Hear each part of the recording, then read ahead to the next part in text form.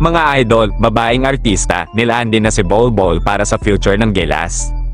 Pero bago yan mga ka-hopes, baka pwede pa subscribe kung gusto mo ang mga ganitong usapang PBA basketball update. Alam mo ba mga idol, wala pa raw sa kondisyon ng NBA Center, pero may ganyan na agad, kaya pagkwentuhan natin. Unahin muna natin ang mas mainit na usapan. Si Bol Bol ngayon, mga idol, ay isa sa pinaka-pinag-uusapang pangalan sa Pilipinas. Dahil sa NBA caliber na dadalhin niya sa PBA Commissioner's Cup, talagang dinudumog siya ng fans. Isipin mo na lang, isang point center na may taas na 7 feet 3 inches. Sa skill set pa lang, pang ibang liga na.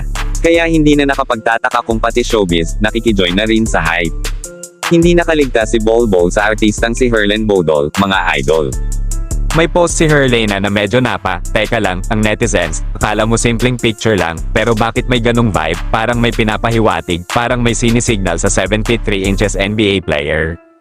Low-key man kung titignan, pero alam nyo naman ang internet, mabilis makaramdam ng kilig. Si Herlen, na tinaguri ang Hipon Girl, biglang nalink kay Bol Bol, at syempre, hindi mawawala ang mga nagsiship agad.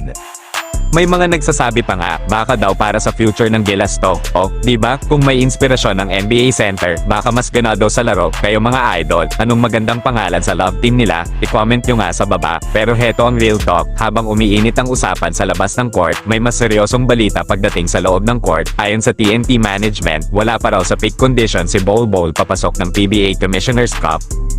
Expected ng marami na pagdating niya dito, dudumugin niya ang liga, offense at defense. May mga fans pa nga na nagsasabing kaya raw niyang mag 50 points in a single game dahil sa height, wingspan, at skill set na halos walang makakabantay sa PBA.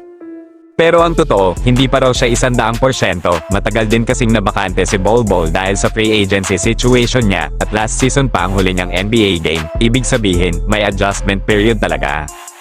Ang tanong ngayon, kaya ba niyang maglaro ng higit 40 minutes kada game? Kaya ba niyang maging main focal point ng TNT offense laban sa physicality ng mga locals natin? Hindi biro ang PBA, iba ang banggaan dito, iba ang intensity, may panahon pa ang magandang balita, may 2 linggo pa para magpakondisyon si Bol Bol bago tuluyang sumabak, at kung may isang bagay na sigurado, hindi basta-basta ang talento niya, kapag nakuha niya ang tamang rhythm at conditioning, posibleng makita natin ang NBA version niya dito sa Pilipinas, at kapag nangyari yan, mas lalong iinit ang liga. Sa ngayon mga idol, hati ang usapan, may kilig sa labas ng court, may tanong sa loob ng court, ano sa tingin nyo, mas mauuna bang uminit ang love team, o ang laro ni Bol Bol sa PBA? Join the conversation, mag-comment lamang sa ibaba, at yan ang latest dito sa basketball world. This is Race Hoops Universe, kung saan ang usapang basketball, laging may init at may lalim, hanggang sa susunod mga idol.